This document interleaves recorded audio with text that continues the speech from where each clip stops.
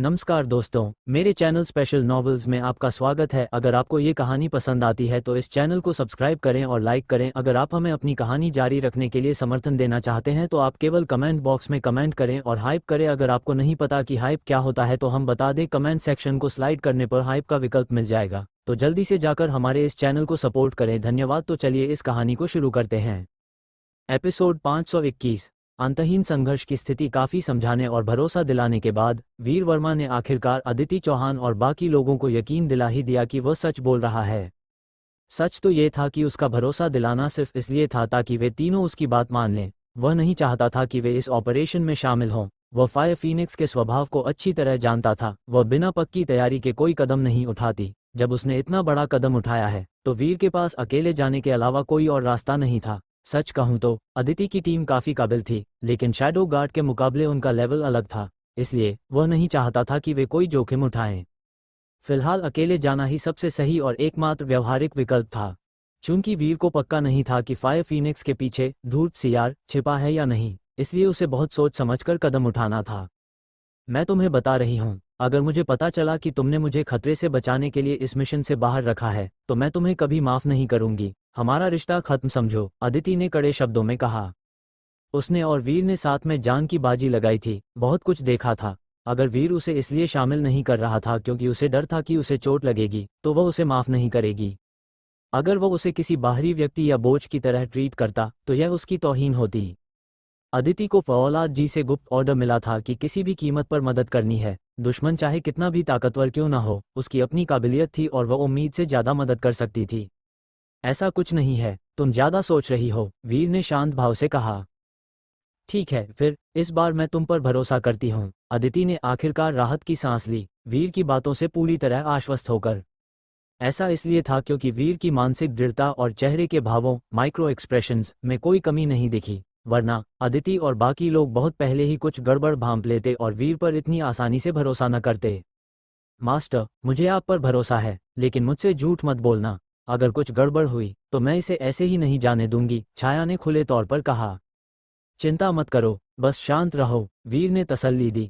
आप मेरे आइडल के करीबी दोस्त हैं, मुझे आपकी काबिलियत पर भरोसा है। आपके लिए कोई भी मुश्किल बड़ी नहीं है, लेकिन आपने वादा किया है कि कोई खतरा नहीं होगा, तो मैं और कुछ नहीं कहूंगी। मैं बस सबसे इंतजार करूंगी। साशा, मैडम मलाई हैकर ने धीमे स्वर में कहा। मुझे खुशी है कि तुम ऐसा सोचती हो, वीर ने हल्के से जवाब दिया। अदिति बीच में बोली, क्या तुम्हें किसी इक्विपमेंट की जरूरत है? बस एहतियात के तौर पर तैयार रहना बेहतर है। तुम्हें जो भी मदद चाहिए मैं देने की पूरी कोशिश करूंगी।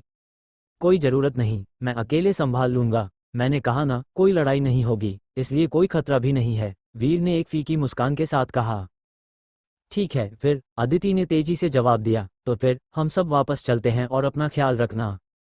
थोड़ा आराम करो, आन्या को सुरक्षित वापस लाने के बाद मैं तुम सबको खबर कर दूंगा, वीर ने कहा।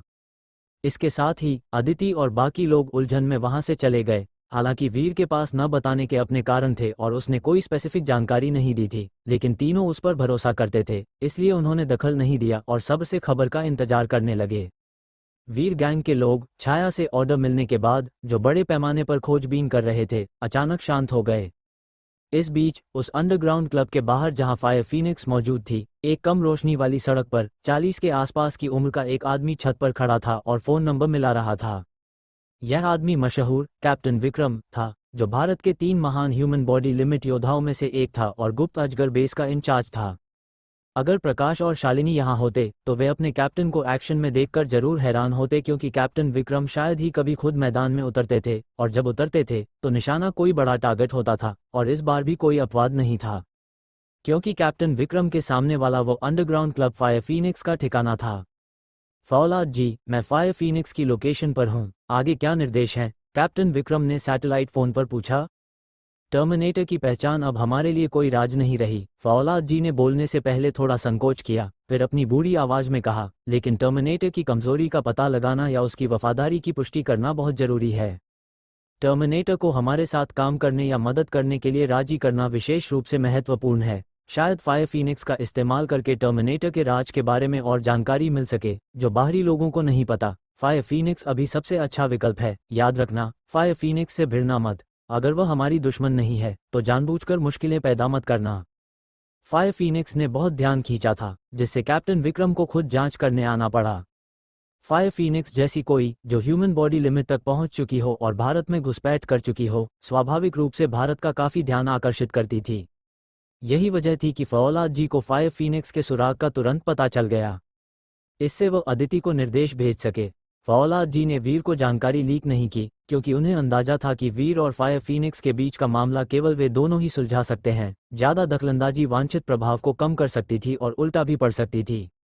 लेकिन बिना किसी अतिशयोक्ति के, फायर फीनिक्स बचक के अलावा उन दो लोगों में से एक थी जो टर्मिनेटर के सबसे करीब थे। फायर फीनिक्स से ऐसी खुफिया जानकारी हासिल करना जो बाहरी लोगों को नहीं मिल सकती, टर्मिनेटर को अपने पक्ष में करने के लिए महत्वपूर्ण होगी। फौलाद जी, मुझे पता है क्या करना है। मैं फायर फीनिक्स से नहीं भिड़ूंगा। संभवतः फायर फीनिक्स की मेरे प्रति कोई दुश्मनी नहीं है। हालांकि अभी तक हम फायर फीनिक्स के इरादों को नहीं समझते हैं, लेकिन ये साफ है कि वीर के साथ उसका टकराव है। कैप्टन विक्रम ने शांति से विश्लेषण किया। फौलाद जी ने अधिकार के साथ कहा, नतीजों पर पहुंचने में जल्दबाजी मत करो। दो पूर्व जीवन मरण के साथियों का जानी दुश्मन बन जाना वास्तव में दुखद है। हालांकि ये घटनाक्रम ऐसा नहीं है जिसमें हम सीधे हस्तक्षेप कर सकें। फायर फीनिक्स से उपयोगी जानकारी जुटाने की कोशिश करो। वीर कभी कभी बहुत साधारण और सरल लगता है, फिर भी कोई यह महसूस किए बिना नहीं रह सकता कि वह बेहद अप्रत्याशित है। टर्मिनेटर साधारण कैसे हो सकता है, उसके विचारों को समझना महत्वपूर्ण है। फायर फीनिक्स शायद कुछ प्रासंगिक अंतर्दृष्टि प्रदान कर सके।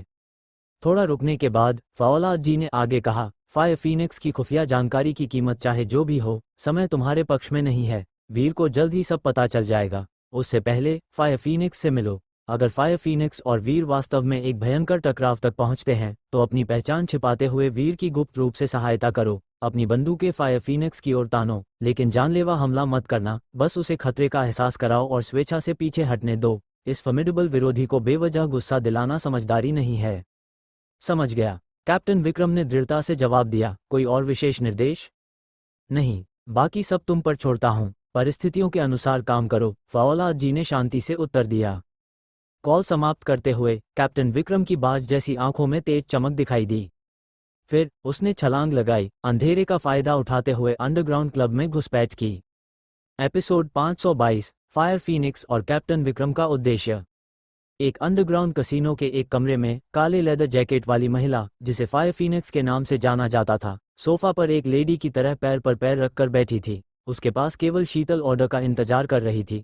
फायर फीनिक्स अपने हाथ में एक मोबाइल फोन के साथ खेल रही थी। उसकी नज़र अनजाने में उस पर टिक जाती थी, जैसे कि किसी के कॉल का इंतजार कर रही हो। हाँ, वह वास्तव में एक कॉल का इंतजार कर रही थी, स्वाभाविक रूप से वीर के कॉल का। वीर निश्चित रूप से उसका निजी नंबर जानता था। हालांकि फायर फीनिक्स द्वारा छोड़े गए सुराग बहुत कम थे, लेकिन सिर्फ शीतल की मौजूदगी ही पर्याप्त जानकारी निकालने के लिए काफ़ी थी। उसे कोई संदेह नहीं था कि वीर ने उसका पता लगा लिया होगा। इसके अलावा फायर फीनिक्स जानती थी कि वीर कॉल करने ही वाला है। वह निश्चित रूप से वीर के कौशल और क्षमताओं से बहुत अच्छी तरह परिचित थी। क्या पकड़े गए लोगों को ठीक से रखा गया है? फायर फीनिक्स के होंठ एक रहस्यमयी मुस्कान में बदल गए। माम को रिपोर्ट कर रही हूँ, सब कुछ व्यवस्थित कर दिया गया है। हंसा और उसकी 10 बहनें बंधी हुई हैं। किसी भी चाल को रोकने के लिए शैडो गार्ड उन पर नजर रख रहे हैं, इसलिए कोई समस्या नहीं होगी, शीतल ने जवाब दिया। जहां तक बहनों आन्या और सान्या की बात है, उन्हें बांधा नहीं गया है, बस कमरे में बेकार बैठी हैं। वे काफी संयमित हैं, रो नहीं रही हैं या हंगामा नहीं कर रही हैं, हमारे अगले कदम का इंतजार कर रही हैं, है ना? शीतल के मन में अनगिनत संदेह थे और वह पूरी तरह से हैरान थी। फिर भी उसने सवाल करने की हिम्मत नहीं की और केवल अपनी बॉस के आदेशों का पालन कर सकती थी। आन्या और बाकी लोगों को पकड़ने के बाद फायर फीनिक्स ने कुछ नहीं किया और कोई विशेष उपाय नहीं किए, बस अपने समय का इंतजार कर रही थी। इसने शीतल को इस निष्क्रियता के पीछे के उद्देश्य के बारे में उलझन में डाल दिया, ये सोचते हुए कि उसकी बॉस क्या हासिल करना चाहती है। अगला कदम, हे फायर फीनिक्स ने धीरे से हंसते हुए कहा, ये दोनों बहनें काफी दिलचस्प हैं, मुझे उन्हें एक नई रोशनी में देखने पर मजबूर कर रही हैं। वे समझदार और व्यवहारिक हैं, मुसीबत में होने के बावजूद मेरे अगले कदम का इंतजार कर रही हैं। वास्तव में इस स्थिति में यह मेरी बारी है, लेकिन मेरी ओर से कोई हलचल न होने पर मुझे लगता है कि बहनें थोड़ी बेचैन और संदेह से भरी हो सकती हैं। उसने आन्या से एक बार बात की थी और बहनों की स्थिति को पहले ही समझ लिया था, इसलिए कुछ भी आश्चर्यजनक नहीं था। सब कुछ प्रतीत होता है कि कंट्रोल में था और उसका धैर्य पर्याप्त था। दरअसल सिर्फ आन्या और अन्य ही हैरान नहीं हैं, शीतल भी गहरी उलझन में है। माम, बहनें हमेशा कह रही हैं कि वे हमसे बात करना चाहती हैं। आप इस बारे में क्या सोचती हैं? शीतल ने सावधानी से पूछा। अभी के लिए उनसे परेशान होने की जरूरत नहीं है। एक बार जब मैं फ्री हो जाऊंगी तो मैं पुराने परिचितों से मिलूंगी, फायर फीनिक्स ने धीरे से कहा। लेकिन उससे पहले मुझे आने वाले गेस्ट का स्वागत करना चाहिए, है ना? पुराने परिचित? शीतल बड़बड़ाई, यह नहीं समझ पाई कि उसकी बॉस आन्या और अन्य को पुराने परिचित क्यों कह रही थी। हालांकि इससे पहले कि वह आगे सोच पाती, गेस्ट के उल्लेख ने उसे अचानक चौंका दिया। गेस्ट? कौन गेस्ट? शीतल ने सोचा। उसका दिल अचानक बैठ गया। जैसे ही वह दरवाजे की ओर मुड़ी और कहा, क्या कोई चुपके से अंदर घुस आया है? चूंकि तुम यहाँ हो, अंदर आ जाओ। चुपके से क्यों घूम रहे हो? फायर फीनिक्स की शांत आवाज गूंजी। जैसा कि फायर फीनिक्स से उम्मीद थी, आपकी सुनने की क्षमता काबिले तारीफ है। मैंने अपनी सांस छिपाने की पूरी कोशिश की, फिर भी आपने मेरी मौजूदगी का पता लगा लिया। कैप्टन विक्रम दिल खोलकर हंसा, फिर दरवाजा धक्का देकर खोला और बेफिक्र अंदाज में अंदर चला आया। तुम कौन हो? शीतल ने अचानक पूछा। उसके दिल में चुपचाप एक जवाब बन रहा था। चूंकि यह आदमी बिना किसी आवाज के घुसपैठ कर सकता था और शैडो गार्ड की नज़र से बच सकता था, तो वास्तव में केवल एक ही जवाब था, वह एक ह्यूमन बॉडी लिमिट योद्धा है। ये सोचते हुए शीतल थोड़ी सम्मानजनक थी, क्योंकि किसी भी ह्यूमन बॉडी लिमिट योद्धा की अनदेखी करना नासमझी है। एक ह्यूमन बॉडी लिमिट योद्धा का अपमान नहीं किया जा सकता। जो ऐसा करते हैं वे निश्चित रूप से मरते हैं। यह एक सर्वमान्य मानक है। कैप्टन विक्रम, गुप्त अजगर बेस का प्रमुख, भारतीय सेना के 3 ह्यूमन बॉडी लिमिट एलीट में से एक, वह यहाँ कैसे हो सकता है? शीतल ने कैप्टन विक्रम की पहचान कर ली थी, जबकि भारत के प्रभावशाली खुफिया काम ने उसे गहरा झटका दिया। उसे इस बात पर गर्व था कि वह इतनी सतर्क थी कि कोई निशान नहीं छोड़ती, फिर भी वह बेनकाब हो गई। हमें अकेला छोड़ दो, फायर फीनिक्स ने धीरे से कहा। जी। शीतल ने सम्मानपूर्वक सिर झुकाया, अपनी भावनाओं को इकट्ठा किया और फिर सम्मानपूर्वक बाहर चली गई, अपने पीछे दरवाजा बंद कर दिया।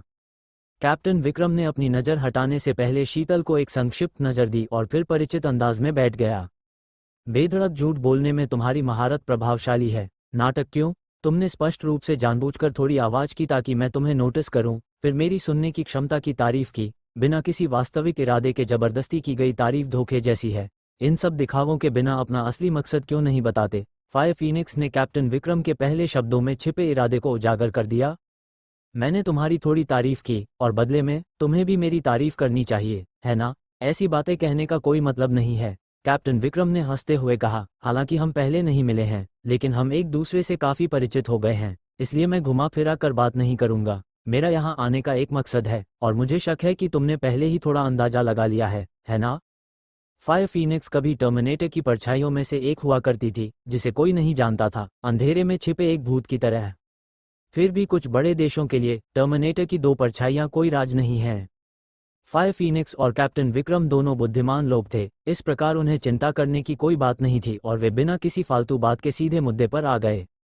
उसकी जितनी काबिलियत वाला कोई तुम्हारी नाक के नीचे से नहीं छिप सकता, एक ड्रैगन की तरह जो छिपे होने पर भी कुछ निशान प्रकट किए बिना नहीं रह सकता। तुम उसकी पहचान का अनुमान लगा सकते थे, या शायद पहले ही स्पष्ट रूप से पुष्टि कर चुके हो। मुझे बिल्कुल आश्चर्य नहीं है, फायर फीनिक्स ने एक अजीब मुस्कान के साथ कहा, स्वाभाविक रूप से यह समझते हुए कि कैप्टन विक्रम का दौरा वीर के लिए था। वह ये भी जानती थी कि उसका ठिकाना भारतीय इंटेलिजेंस सेवा से नहीं बच सकता जब तक कि वह अपना छिपने का स्थान नहीं बदलती, अन्यथा वह देर सबेर खोजी ही जाएगी। इस मामले पर उसने ज्यादा नहीं सोचा, बल्कि काफी उत्सुक थी जब उसने कहा, अंडरवर्ल्ड में ये खबर है कि गायब होने से पहले उसने एक नोटिस जारी किया था जिसमें दुनिया को चेतावनी दी गई थी कि उसे न खोजे, वरना एक अनिवार्य कयामत उन पर आ पड़ेगी। जाहिर है तुमने मेरे पास आकर इस चेतावनी का तिरस्कार किया। तुम केवल ये खोज रहे हो कि उसे अपने लिए काम करवाया जाए, भले ही केवल सहायता के लिए। यह इतना आसान है। फिर भी क्या तुम्हें डर नहीं है कि यह सब बेकार हो जाएगा और इसके बजाय तुम्हारे लिए मुसीबत बन जाएगा? तुमने मेरी उत्पत्ति और इरादों को देख लिया है। कैप्टन विक्रम ने थोड़ा सिर हिलाया, फिर कहा, मुझे उम्मीद है कि तुम हमें कुछ खुफिया जानकारी दे सकती हो। बदले में मैं तुम्हारे मामलों में हस्तक्षेप नहीं करूंगा या तुम्हारे लिए मुश्किलें पैदा नहीं करूंगा, और मैं तुम्हें फायदेमंद शर्तें भी दे सकता हूं। तुम क्या सोचती हो? इतनी लुभावनी शर्तें? मुझे कहना होगा कि मैं भी थोड़ी प्रभावित हूं, लेकिन क्या तुम्हें लगता है कि मैं तुम्हारी मदद करूंगी? फायर फीनिक्स ने हल्के से हंसते हुए कहा, इससे तुम्हें कोई नुकसान नहीं है और फायदे भी मिलते हैं। मैं तुम्हारे मना करने का कोई कारण नहीं सोच सकता, कैप्टन विक्रम ने आत्मविश्वास से घोषित किया। मैं यहाँ सच्चे इरादों के साथ हूँ और मुझे उम्मीद है कि तुम उसे महसूस कर सकती हो। एपिसोड 523। देव का कौशल। फायर फीनिक्स और कैप्टन विक्रम, दो ह्यूमन बॉडी लिमिट के चरम विशेषज्ञों के बीच की मुलाकात को शांत और गंभीर कहा जा सकता था। अगर बाहरी दुनिया को इस मुलाकात के बारे में पता चलता तो निस्संदेह वे हद से ज्यादा हैरान होते। फायर फीनिक्स देव संगठन के शीर्ष ह्यूमन बॉडी लिमिट विशेषज्ञों में से एक है, जबकि कैप्टन विक्रम भारत का एक प्रसिद्ध विशेषज्ञ है। इन दोनों की पहचान काले और सफेद की तरह है, जिससे उनकी मुलाकात असाधारण और दिलचस्प होना तय है।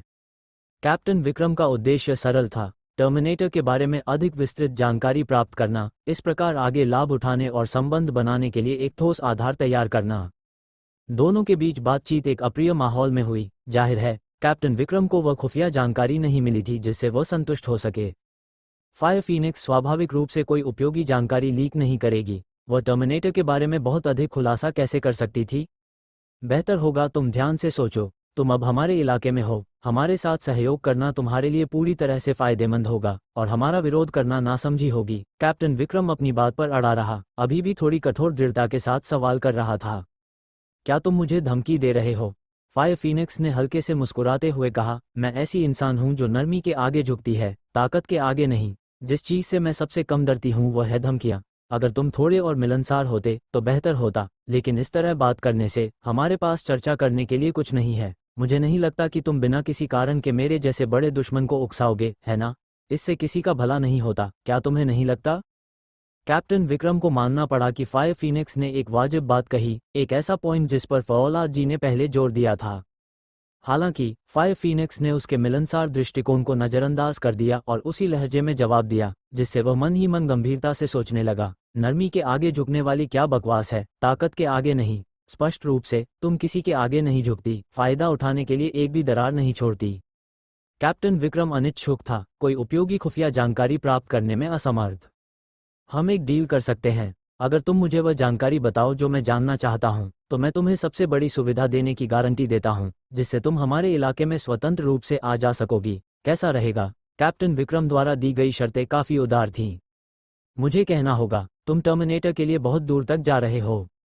तुम अस्वीकार किए जाने या पर्याप्त समझ के बिना जल्दबाजी में काम करने से डरते हो, सही अवसर का इंतजार कर रहे हो।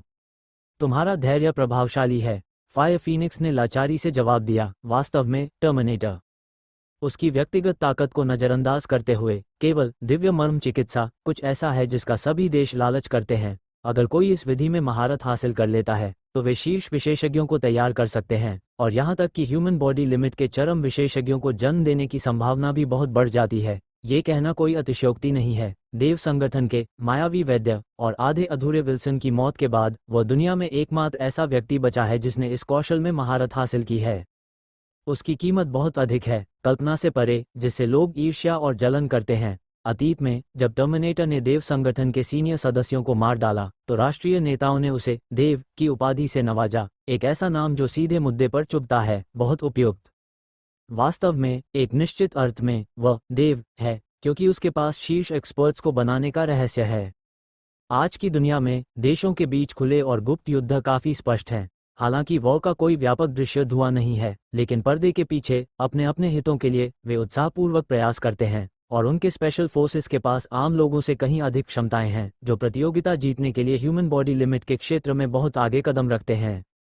फायर फीनिक्स ने चेहरे पर जटिल भावनाओं के साथ धीरे धीरे बात की, ऐसी भावनाएं जिनका वर्णन करना या समझाना कठिन था। तुम सही हो, सामूहिक विनाश के हथियारों के अलावा जिनका उपयोग नहीं किया जा सकता। ह्यूमन बॉडी लिमिट के चरम विशेषज्ञों का लेवल आधुनिक दुनिया की ताकत और पैटर्न को निर्धारित करता है। कैप्टन विक्रम ने गंभीरता से कहा, मैं बहुत ईमानदार हूं, जिसे तुमने नोटिस किया होगा। मैं चाहता हूं कि तुम हमें कुछ मूल्यवान खुफिया जानकारी प्रदान करो। कृपया जाओ, आगे चर्चा करने की कोई आवश्यकता नहीं है। फायर फीनिक्स ने सीधे बेदखली का ऑर्डर जारी किया, सीधे तौर पर कहा, तुम्हारी ईमानदारी और विनम्रता के सम्मान में मैं हमारी मुलाकात का खुलासा दूसरों को नहीं करूंगी, नहीं मैं उसे बताऊंगी। तुम कितने काबिल हो ये तुम्हारे स्किल पर निर्भर करता है, मैं हस्तक्षेप नहीं करूंगी। उसने जो वादा किया उसने कैप्टन विक्रम को पर्याप्त सम्मान दिया। क्या तुम पुनर्विचार नहीं करोगी? कैप्टन विक्रम ने पूछा। मैं ऐसा कुछ भी बताने के विचार का मनोरंजन नहीं करूंगी जो तुम्हारे लिए फायदेमंद हो। उस विचार को त्यागना बेहतर है, फायर फीनिक्स ने नेकी से कहा। कैप्टन विक्रम जानता था कि उसे कोई खुफिया जानकारी नहीं मिलेगी, वह केवल खाली हाथ जा सकता था। चाहे कितनी भी अनिच्छा हो, कुछ भी नहीं बदलेगा। अलविदा, हम फिर मिलेंगे। कैप्टन विक्रम वहां से चला गया। शीतल, जो बाहर इंतजार कर रही थी, ने इस ह्यूमन बॉडी लिमिट विशेषज्ञ को एक सम्मानजनक नज़र दी क्योंकि कैप्टन विक्रम उसकी चौकस निगाहों के नीचे क्लब से गायब हो गया। क्या कैप्टन विक्रम को वास्तव में कुछ हासिल नहीं हुआ? जरूरी नहीं। फायर फीनिक्स के साथ उसकी बातचीत की सादगी के बावजूद इससे बहुत सारी उपयोगी जानकारी निकाली जा सकती थी। भारत को अपने विश्राम स्थल के रूप में चुनना बहुत कुछ बताता है। जब तक आप उसे नाराज नहीं करते और ईमानदारी नहीं दिखाते, उसकी मदद मिलना अत्यधिक संभव है। यह इस बात पर निर्भर करता है कि क्या आप काफ़ी स्मार्ट हैं। यदि आप मूर्खतापूर्ण कार्य करते हैं तो आप अपने ऊपर आपदा ला सकते हैं। फायर फीनिक्स अपने आप से बड़बड़ाई। थोड़ी देर विचार करने के बाद उसने कैप्टन विक्रम द्वारा लाई गई मुसीबत को खारिज कर दिया। उसकी नज़र उसके फ़ोन पर लौट आई। फ़ोन की स्क्रीन जली और घंटी बजी।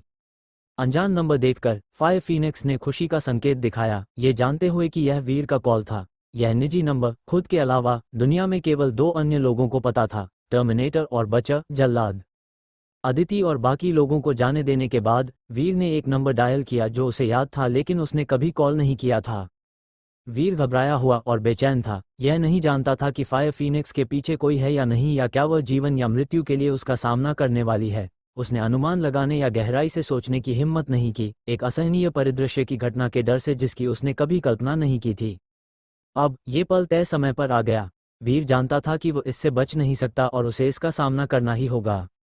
फायर फीनिक्स थोड़ा रुकी, उसकी उंगलियां कांप उठी जैसे कि किसी चीज से डर रही हो। एक पल के लिए हिचकिचाई और फिर आंसर की दबा दी।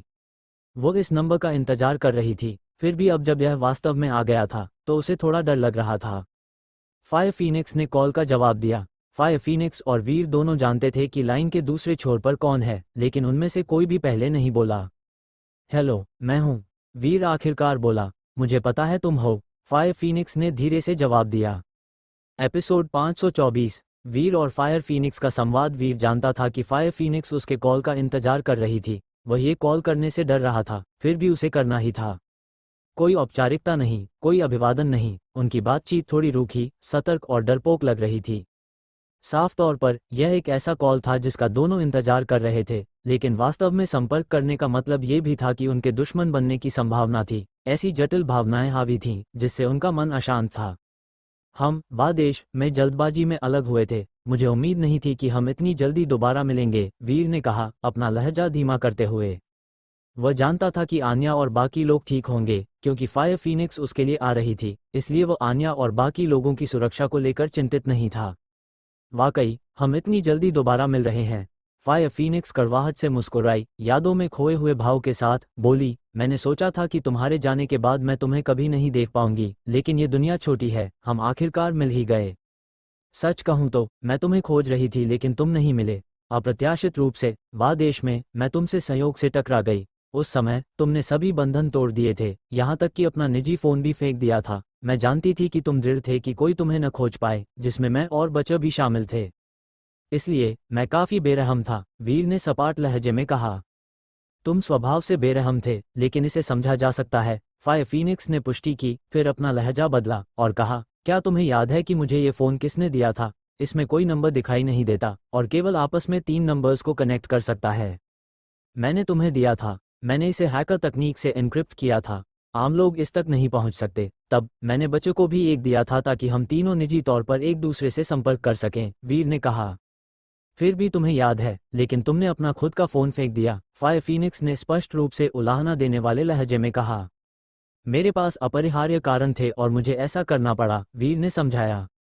फायर फीनिक्स ने तार्किक रूप से उत्तर दिया, तुम हमेशा सही फैसले लेते हो, मुझे हस्तक्षेप करने का कोई अधिकार नहीं है और न ही मैं कर सकती हूँ। जैसा चाहो सोचो, वीर ने फायर फीनिक्स के लहजे में नाराजगी सुनी और आगे न समझाने का फैसला किया। ठीक है, यादें बहुत हो गई, चूंकि तुम रिश्ते खराब नहीं करना चाहते तो मैं कर देती हूँ, फायर फीनिक्स ने निर्णायक रूप से कहा। मुझे खोजने आओ, मैं काफ़ी समय से इंतजार कर रही हूँ। इसके साथ उसने एक पता दिया। क्या मुझे वास्तव में ऐसा करना होगा? क्या वापस मुड़ने की कोई गुंजाइश नहीं है? वीर ने पूछा, जिसका अर्थ बहुत स्पष्ट था। इस मोड़ पर क्या तुम्हें लगता है कि मेरे पास कोई ऑप्शन है? फायर फीनिक्स ने पलटवार किया। वीर ने कोई जवाब नहीं दिया, चुप्पी में डूब गया। वह फायर फीनिक्स का सामना करने से डरता था, लेकिन इस बात से भी डरता था कि फायर फीनिक्स कोई वैकल्पिक रास्ता न चुन ले। चिंता मत करो, आन्या और बाकी लोग ठीक होंगे, मैं उन्हें नुकसान नहीं पहुंचाऊंगी, फायर फीनिक्स ने सक्रिय रूप से आश्वासन दिया। मैं जानता हूँ, वीर सहमत हुआ। खैर, चूंकि ऐसा है, मैं तुम्हारे आने का इंतजार करूंगी। मेरे अनुमान के आधार पर तुम शीतल द्वारा छोड़े गए सुरागों का पालन करके मुझे जल्दी ढूंढ सकते हो। मुझे उम्मीद नहीं थी कि तुम अभी भी काफी देर करोगे। लगता है तुम्हारी अंतर्दृष्टि भी कम हो गई है। आन्या की सुरक्षा के बारे में बहुत चिंतित हो, जिससे तुम्हारी मानसिकता बाधित हो रही है और मेरे द्वारा छोड़े गए सुरागों को नजरअंदाज कर रहे हो। फायर फीनिक्स कड़वाहट से मुस्कुराई, हालांकि उसके शब्दों का एक अलग अर्थ था जो आन्या के लिए वीर की गहरी चिंता को उजागर कर रहा था। फिर भी इस बात पर चर्चा करते हुए कि वीर को उसे खोजने में कितना समय लगा, ये वास्तव में देर नहीं है, संभवतः उसकी अपेक्षा से तेज। केवल वीर ही फायर फीनिक्स के शब्दों में ईर्ष्या का संकेत स्पष्ट रूप से पहचान सकता था। वे बहुत लंबे समय तक साथ रहे थे, 17 साल का साथ, बहुत सी चीजों का अनुभव किया। वीर के लिए फायर फीनिक्स की भावनाएं पहले वीर को अच्छी तरह पता थीं। उसका बदला पूरा नहीं हुआ था, इसलिए उसने कोई प्रतिक्रिया नहीं दी थी या कोई वादा नहीं किया था, लगभग अज्ञानता का नाटक किया था, जिससे फायर फीनिक्स कई बार गुप्त रूप से निराश हुई थी। पहले फायर फीनिक्स को समझ नहीं आता था कि उसे क्यों अस्वीकार किया गया, लेकिन अब उसे कुछ कारण मिल गए हैं। वीर ने इस मामले के बारे में कुछ नहीं कहा, जानबूझकर टॉपिक को टालते हुए, यह आधे घंटे का रास्ता है, मैं पहले से ही रास्ते में हूँ। ये कहने के बाद वीर ने फोन काटने की पहल की। वो वर्तमान में फायर फीनिक्स की लोकेशन की ओर जा रहा था। वीर का मूड स्वाभाविक रूप से भारी था, लेकिन जिन चीजों का उसे सामना करना था उनका सामना करना ही था।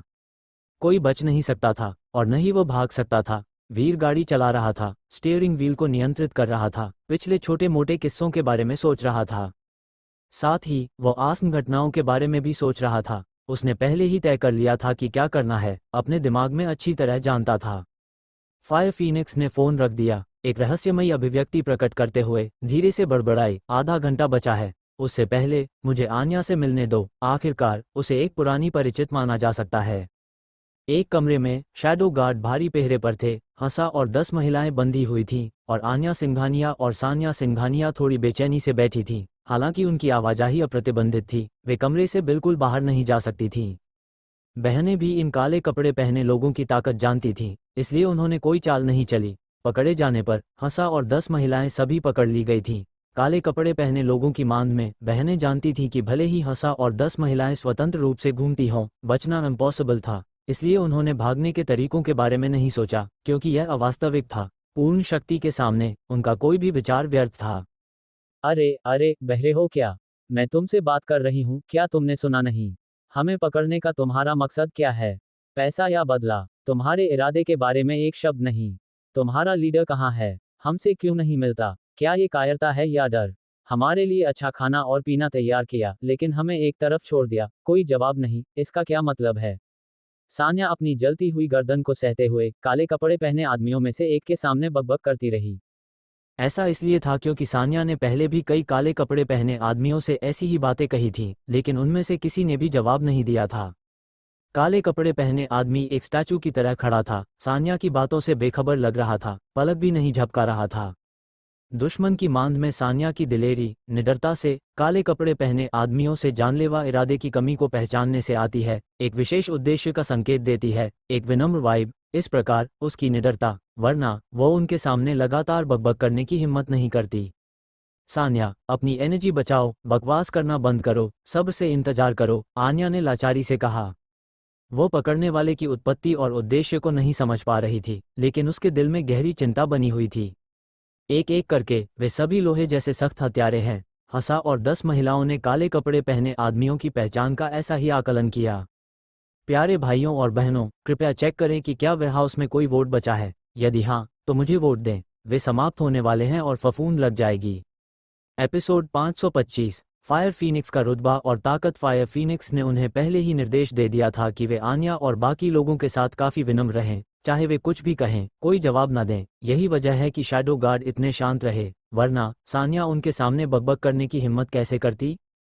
हंसा और 10 महिलाएं जानती थीं कि वे मुकाबला नहीं कर सकती और भाग नहीं सकती, इसलिए उन्हें सारा प्रतिरोध छोड़ना पड़ा। भागने का विचार अनुपस्थित नहीं था, लेकिन ये बिल्कुल भी यथार्थवादी नहीं था।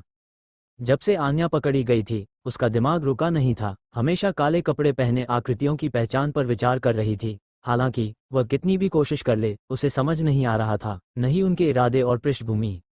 ये किसी दुश्मनी जैसा बिल्कुल नहीं लग रहा था। ये देखते हुए कि काले कपड़े पहने आकृतियों ने उनके प्रति सम्मान दिखाया, कम से कम मारने का कोई इरादा नहीं था। इस स्थिति ने उसे और अधिक उलझन में डाल दिया। अगर वे दुश्मन नहीं थे तो उन्हें क्यों पकड़ा? क्या यह वीर से संबंधित हो सकता है? लेकिन ये भी उचित नहीं लग रहा था। उनके प्रति इतना विनम्र होने की कोई आवश्यकता नहीं थी। कोई कारण न सोच पाने पर आन्या केवल दूसरी तरफ से कदम उठाने का सब्र से इंतजार कर सकती थी। सान्या एक जगह नहीं बैठ सकती थी। एक बार जब उसने काले कपड़े पहने आदमियों के दयालु व्यवहार को नोटिस किया तो वह और अधिक साहसी हो गई। अपनी बहन की सलाह को नज़रअंदाज करते हुए उसने पलटवार किया, दीदी मेरी चिंता मत करो, भले ही मेरा गला जल जाए, मैं फिर भी इन स्टैचू जैसे काले कपड़े पहने आकृतियों को परेशान करूंगी, उन्हें मजबूर करूंगी कि वे जल्दी से लीडर को सूचित करें और उन्हें अपने पत्ते खोलने दें। चीज़ों को खींचने का क्या फ़ायदा है? इससे किसी का भला नहीं होता, तो क्यों परेशान हो? शैडो गार्ड वास्तव में हताश थे क्योंकि सान्या उन पर लगातार बकबक कर रही थी। जवाबी कार्रवाई करने में असमर्थ, वे केवल इसे सहन कर सकते थे, बावजूद इसके कि वे अच्छी तरह से प्रशिक्षित ठंडे खून वाले गार्ड थे जो बड़बड़ाने वाली आवाज़ों को सबसे ज़्यादा बर्दाश्त नहीं कर सकते थे। उन पर बड़बड़ाने की एनर्जी के साथ क्यों न बैठ जाओ और सांस लो, उनसे पूछने से कुछ नहीं निकलेगा, इसलिए बस सब्र से इंतजार करो, आन्या ने लाचारी से कहा। शैडो गार्ड अपने दिलों में आन्या के प्रति बेहद आभारी थे, उम्मीद कर रहे थे कि यह परेशान करने वाली लड़की जल्द ही चुप हो जाएगी। मेरा गला सूख रहा है, मुझे पानी चाहिए। सान्या ने आखिरकार समझौता कर लिया। उसने ये भी महसूस किया कि यह व्यर्थ था। उसने बस उम्मीद की थी कि इस तरह के बदमाश तरीके का उपयोग करके मास्टरमाइंड का हाथ मजबूर किया जा सकता है, लेकिन यह अप्रभावी लग रहा था। पानी के कुछ घूंट पीने के बाद सान्या ने बेसब्री से कहा, दीदी आप बताओ, उनके लिए हमें बिना किसी डिमांड के पकड़ना, इसके पीछे वाले व्यक्ति की क्या उत्पत्ति है?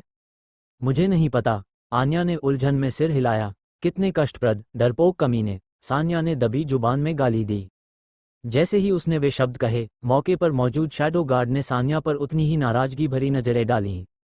सान्या कांप उठी, उसके पूरे शरीर पर रोंगटे खड़े हो गए। उसके पैर की उंगलियों से लेकर सिर के पीछे तक एक ठंडक दौड़ गई, उसका पूरा शरीर तुरंत जम गया। काले कपड़े पहने आकृतियों द्वारा घूरा जाना भेड़ियों के झुंड द्वारा देखे जाने जैसा था। ये भयानक था। मुझे मत घूरो, मैं बस बात कर रही हूँ, मैं और नहीं बोलूंगी, ठीक है?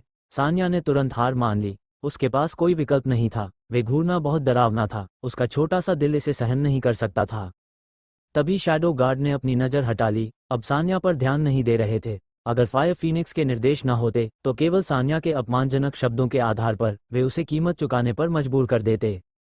वे सान्या से नाराज थे, वे इसे टाल सकते थे, लेकिन फायर फीनिक्स का अनादर दिखाना यह एक बड़ा अपराध था, एक गंभीर गलती। सान्या अपनी बहन के करीब से कुड़ गई, उसका चेहरा भी थोड़ा पीला पड़ गया। मैंने तुमसे कहा था कि बकवास मत करो और तुमने नहीं सुना, अब तुम डर गई हो, है ना? जब किसी और की छत के नीचे हो तो तुम्हें अपना सिर झुकाना चाहिए, क्या तुम यह नहीं समझती? आन्या ने गुप्त रूप से चेतावनी दी। दीदी अब मैं समझ गई, वे अभी भयानक थे, सान्या ने जवाब दिया, अभी भी हिल गई थी। वे मेरी बहन की लगातार बकबक से परेशान थे और फिर भी उन्होंने कोई प्रतिक्रिया नहीं दी, लेकिन मास्टरमाइंड के लिए बस एक थोड़ी अपमानजनक टिप्पणी ने इतनी बड़ी प्रतिक्रिया दी। आन्या ने सोचा, काले कपड़े पहने आकृतियों को देखते हुए संदेह से भरी हुई। सच कहूं तो शैडो गार्ड की प्रतिक्रिया बड़ी नहीं थी, ये थोड़ी छोटी थी। एक ह्यूमन बॉडी लिमिट विशेषज्ञ का अपमान करना असहनीय है। अटूट सिद्धांत के अनुसार जो अपमान करते हैं उन्हें मरना होगा। ये फायर फीनिक्स के आदेश थे जिन्होंने उन्हें अपमानजनक होने से रोका, यदि नहीं तो सान्या के अपमानजनक शब्दों ने शैडो गार्ड को पागल कर दिया होता। भले ही सान्या नहीं समझती थी, ह्यूमन बॉडी लिमिट विशेषज्ञ की गरिमा को बनाए रखने के लिए दंड लगाए जाएंगे। हंसा और 10 महिलाएं काले आकृतियों की प्रतिक्रिया को बहुत अच्छी तरह जानती थीं। रक्त गुलाब संगठन के पूर्व सदस्यों के रूप में वे स्वाभाविक रूप से समझती थीं कि वह तीखी नज़र उनकी गरिमा की रक्षा के लिए थी। ऐसी नज़र केवल एक ह्यूमन बॉडी लिमिट विशेषज्ञ की रक्षा करते समय दिखाई देती थी, ये संकेत देते हुए कि काले कपड़े पहने आदमियों के पीछे कोई विशेषज्ञ था। यह महसूस होने पर 10 महिलाएं चौंक गईं। अध्यक्ष महोदया, सुपरस्टार, काले कपड़े पहने आकृतियों के पीछे वालों को कम मत समझो। शब्दों में भी हमें असभ्य नहीं होना चाहिए, वरना बड़ी मुसीबत होगी, हंसा ने गंभीरता से चेतावनी दी। हंसा की गंभीर नज़र पर बहनों ने अनजाने में सिर हिलाया। विशेष रूप से सान्या, भले ही उसका दिमाग संदेह से भरा था, लेकिन अब उसकी जिज्ञासा का समय नहीं था। अचानक कमरे का दरवाजा खुला और फायर फीनिक्स अंदर आ गई। यह वह कैसे हो सकती है? मैंने इतनी सारी संभावनाओं पर विचार किया, लेकिन मुझे उम्मीद नहीं थी कि यह वह होगी, आन्या ने आश्चर्य से फुसफुसाया। ये कौन है दीदी? आप इस तरह के किसी व्यक्ति को कब से जानती हैं? लगता है कि वो काले कपड़े पहने आकृतियों की लीडर है ना? सान्या जितनी अधिक उलझन में थी, उसने अपने आप से सोचा, क्या ये दीदी की कोई पुरानी परिचित हो सकती है, जो अब एक दूसरे के खिलाफ हो गई हैं? आन्या ने अपनी बहन को घूरा लेकिन कुछ नहीं कहा। क्या वो ह्यूमन बॉडी लिमिट विशेषज्ञ हो सकती है? काले कपड़े पहने आकृतियों की लीडर? इस तरह गणना करें तो हमारा रक्षक भी एक ह्यूमन बॉडी लिमिट विशेषज्ञ होना चाहिए। हमें रक्षक की शक्ति पर संदेह था, सोच रहे थे कि क्या वो ह्यूमन बॉडी लिमिट विशेषज्ञ के असीम रूप से करीब है, लेकिन पता चला रक्षक वास्तव में एक असली ह्यूमन बॉडी लिमिट विशेषज्ञ है। दुष्यंती सहित 5 महिलाएं हक्का बक्का रह गईं। हंसा 5 महिलाएं और सान्या स्वाभाविक रूप से नहीं जानती थी कि फायर फीनिक्स बादेश में वीर और आन्या से मिली थी। तब दुष्यंती सहित 5 महिलाओं को संदेह था कि फायर फीनिक्स वीर की पूर्व प्रेमिका थी। अब आप सब जा सकते हैं। फायर फीनिक्स ने लापरवाही से काले कपड़े पहने आकृतियों की ओर हाथ हिलाया। काले कपड़े पहने आकृतियों ने एक शब्द नहीं कहा, थोड़ा झुकते हुए और फिर बाहर निकल गए। उनका व्यवहार इतना सम्मानजनक था जैसे कि एक क्वीन द्वारा दरबार बर्खास्त करने के बाद मंत्रियों की 2 पंक्तियां व्यवस्थित तरीके से पीछे हट गईं। इस नज़ारे ने हंसा की 10 महिलाओं के लिए पुष्टि कर दी कि फायर फीनिक्स वास्तव में काले कपड़े पहने आकृतियों की लीडर थी और वह जो दुनिया के शिखर पर खड़ी थी, एक ह्यूमन बॉडी लिमिट विशेषज्ञ। एपिसोड 526 फायर फीनिक्स की ईर्ष्या और नुकसान। फायर फीनिक्स की उपस्थिति, साथ ही उसके प्रति काले कपड़े पहने व्यक्ति के सम्मानजनक रवैये ने हंसा और उसकी 10 महिलाओं के समूह को तुरंत विश्वास दिला दिया कि फायर फीनिक्स एक ह्यूमन बॉडी लिमिट विशेषज्ञ है। इस समझ ने उन्हें गहरा झटका दिया, विशेष रूप से दुष्यंती और उसकी 5 महिलाओं के समूह को, जिन्होंने फायर फीनिक्स को पहले देखा था। अब एक अलग भावना महसूस हुई। ह्यूमन बॉडी लिमिट विशेषज्ञ, ये ताकत की एक पीढ़ी है। ऐसे व्यक्ति जिन्होंने अपने शरीर की क्षमता को पूरी तरह से खोज लिया है। हर एक दुर्लभ अस्तित्व है, और ऐसा अस्तित्व कौन सा एक गूंजती प्रतिष्ठा वाला महान व्यक्ति नहीं है? दुष्यंती और उसकी 10 महिलाओं के समूह ने अपनी पिछली पहचान और ह्यूमन बॉडी लिमिट विशेषज्ञों के प्रति अपने विस्मय को मिलाकर तुरंत अपनी नज़रें फायर फीनिक्स की ओर घुमा दी। अनजाने में सम्मानजनक हो गई। इसका दोस्त या दुश्मन होने से कोई लेना देना नहीं था, बल्कि यह लगभग एक स्वाभाविक सम्मान था। ऐसे युवा ह्यूमन बॉडी लिमिट विशेषज्ञ दुर्लभ हैं। रक्त गुलाब संगठन के पास ह्यूमन बॉडी लिमिट विशेषज्ञों का डेटा है। देव संगठन के 3 रहस्यमय आंकड़ों के अलावा, जिनके लिए हमने निश्चित जानकारी एकत्र नहीं की है, हमने अन्य एक्सपर्ट्स का विवरण समझ लिया है। ऐसा करने का उद्देश्य खुद को अज्ञानता में ह्यूमन बॉडी लिमिट विशेषज्ञ का अनादर करने से रोकना है, क्योंकि किसी को नाराज करने से गंभीर परिणाम हो सकते हैं। लेकिन वह हमारे लिए अननोन है। इस तरह गणना करें तो क्या यह अत्यधिक संभव नहीं है कि टर्मिनेटर की परछाइयों में से एक ठीक वही है, क्योंकि टर्मिनेटर पुरुष है और 2 परछाइयां एक पुरुष और एक महिला हैं। इस निर्णय पर पहुंचना काफी सरल है। केवल टर्मिनेटर इन 2 परछाइयों के साथ इस दुनिया में सबसे युवा ह्यूमन बॉडी लिमिट विशेषज्ञ है, जो वास्तव में देव संगठन द्वारा अनगिनत संसाधनों को खर्च करने और आधुनिक तकनीक का उपयोग करने के बाद बनाए गए हैं। इस प्रकार उन्हें किंवदंतियों में बदल दिया गया है। हंसा की 10 महिलाओं के समूह ने अपने दिलों में लहरों का एक जबरदस्त उछाल महसूस किया, क्योंकि एक सर्वसम्मति से आने वाला जवाब उनके दिमाग में अंकुरित होने लगा। क्या ये हो सकता है? शायद रक्षक वास्तव में टर्मिनेटर है। 10 महिलाओं के समूह ने झटके से भरी नजरें मिलाईं। पहले उन्होंने ऐसे संदेहों का मनोरंजन किया था, लेकिन वे सिर्फ संदेह थे क्योंकि वे विश्वास नहीं कर सकते थे कि अंडरवर्ल्ड का मिथक और किंवदंती टर्मिनेटर उनका रक्षक था।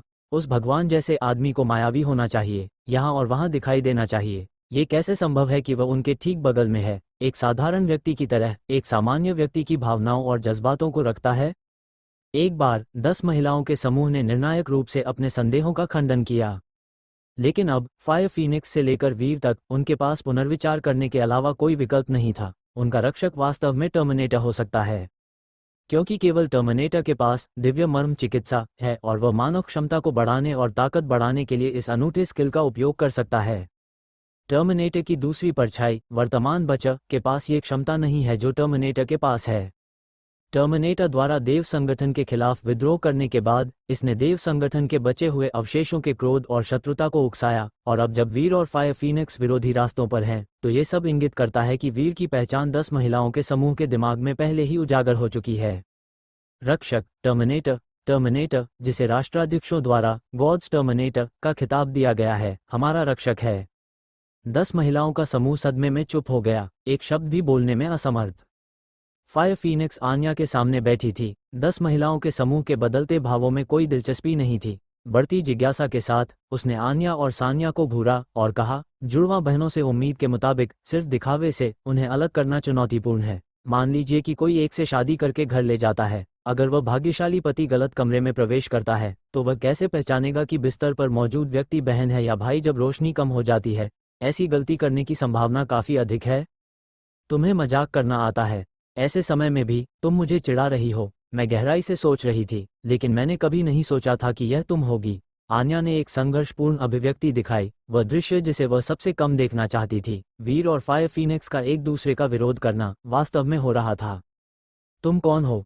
सान्या ने अपनी साफ बड़ी आंखों से फायर फीनिक्स को घूरा, सावधानी से पूछा, क्या तुम उन काले कपड़े पहने व्यक्तियों की लीडर हो? तुम मेरी दीदी को कैसे जानती हो? मुझे क्यों नहीं पता? क्या तुम दीदी को अच्छी तरह जानती हो? फायर फीनिक्स जानबूझकर भारी विषयों को संबोधित किए बिना बातचीत करना चाहती थी। बेशक, जिसे भी दीदी जानती हैं, चाहे पुरुष हो या महिला, मैं उन्हें जानती हूँ। ऐसा कोई नहीं है जिससे मैं अनजान हूँ, सान्या ने पुष्टि की।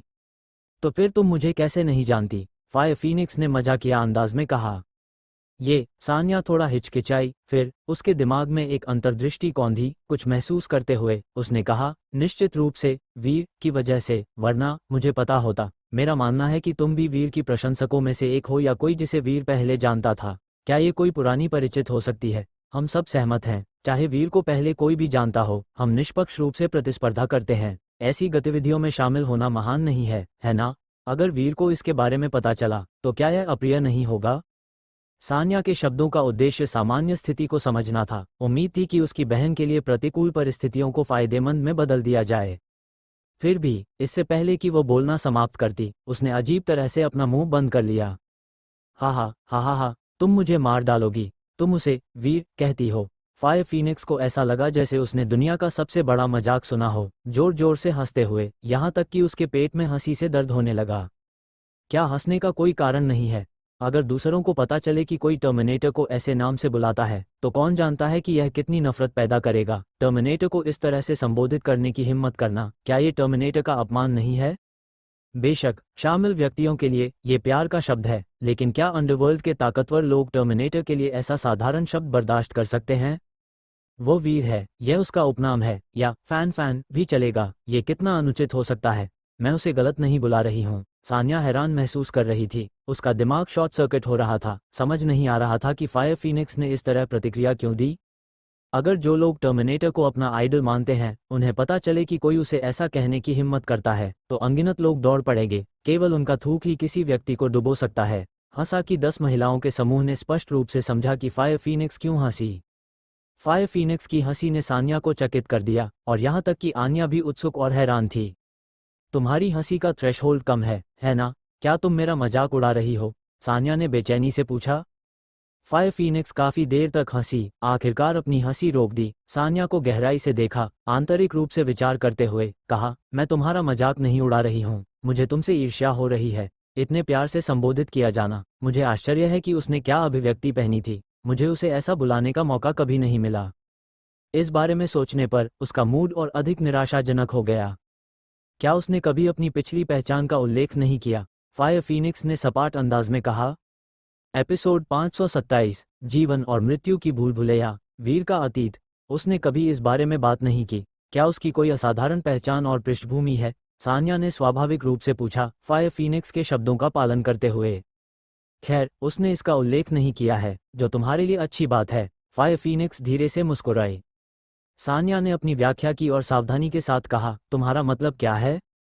क्या तुम ये कहना चाहती हो कि तुम और वीर वास्तव में अतीत में प्रेमी थे, कुछ हिस्ट्री था, और अब तुम उसे दावा करने वापस आए हो, है ना? मैं तुम्हें बता दूं, उन बेकार बहानों को बचाओ। भले ही तुम कहो कि तुमने वीर के बच्चे को जन्म दिया है, हम तुम पर विश्वास नहीं करेंगे।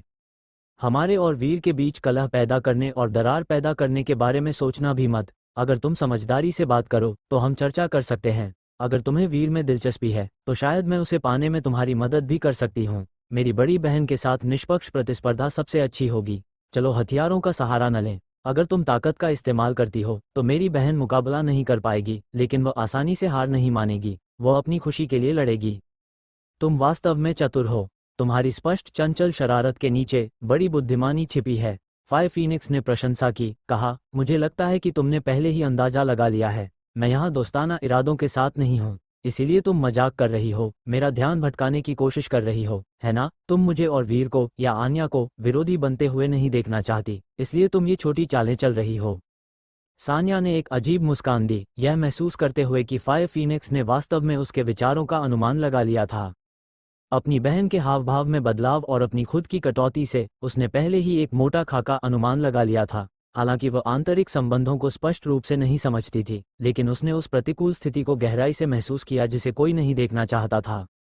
तुमने सही अंदाजा लगाया है, तुम मुझसे ज़्यादा होशियार हो। क्या तुम अभी भी हमारे लिए मुश्किलें पैदा करने वाली हो? हम सब महिलाएं हैं, तो एक दूसरे के लिए चीज़ें मुश्किल क्यों बनाएं? सान्या मुस्कुराई और कहा, क्यों ना एक कदम पीछे हटें, बैठें और शांति से चर्चा करें, लड़ाई का सहारा क्यों लें? मैं तुम्हारे लिए मुश्किलें पैदा नहीं करूंगी, और नहीं मैं कर सकती हूँ, इतना तो तुम्हें पता होना चाहिए। फायर फीनिक्स ने एक कड़वी मुस्कान दी और कहा, लेकिन कुछ चीज़ें हैं जो की जानी चाहिए और कारण जिन्हें नज़रअंदाज नहीं किया जा सकता है।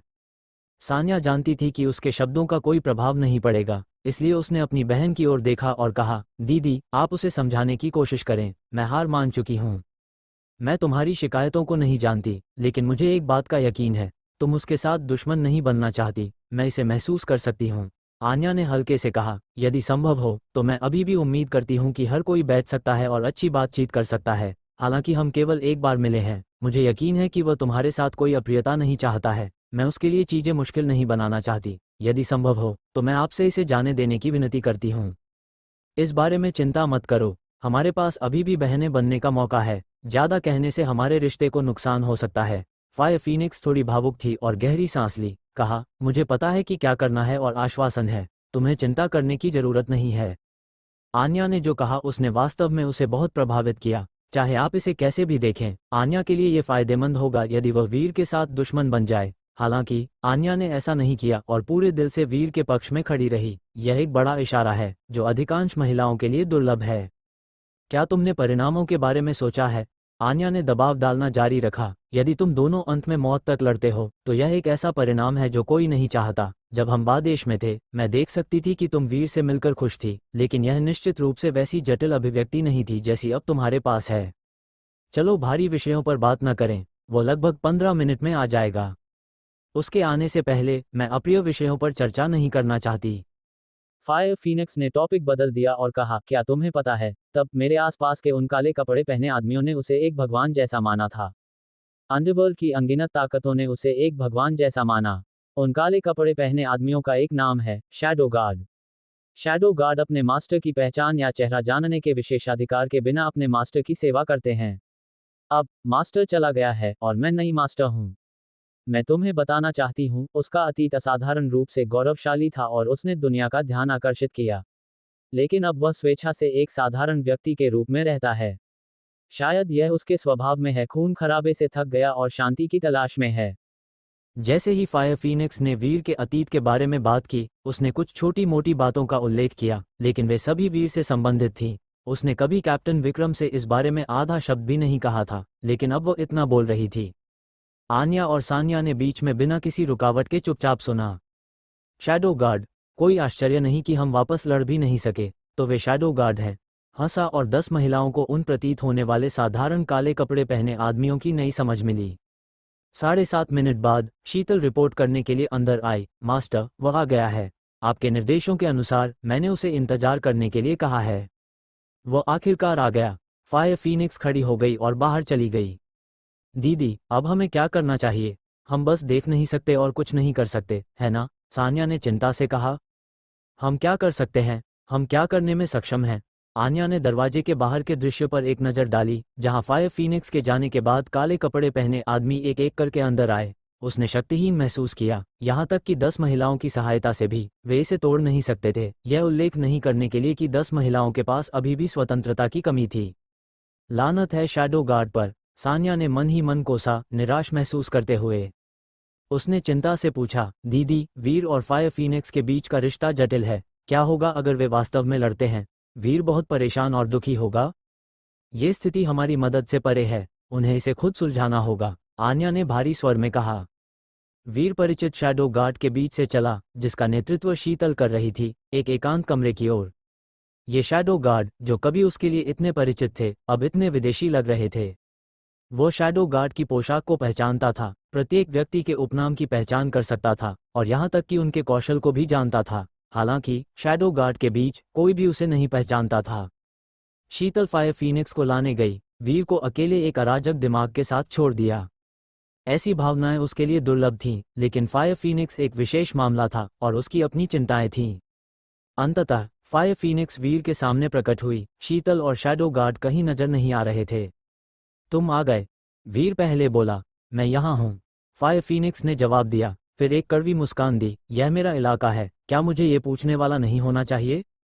एक ही बात है, वीर ने जवाब दिया। क्या वाकई? फायर फीनिक्स ने हल्की हंसी के साथ कहा। एपिसोड 528, या तुम मरोगे या मैं जीऊंगी। तुम आ गए, वीर पहले बोला। मैं यहाँ हूँ, फायर फीनिक्स ने जवाब दिया, फिर एक कड़वी मुस्कान दी। यह मेरा इलाका है, क्या मुझे ये पूछने वाला नहीं होना चाहिए?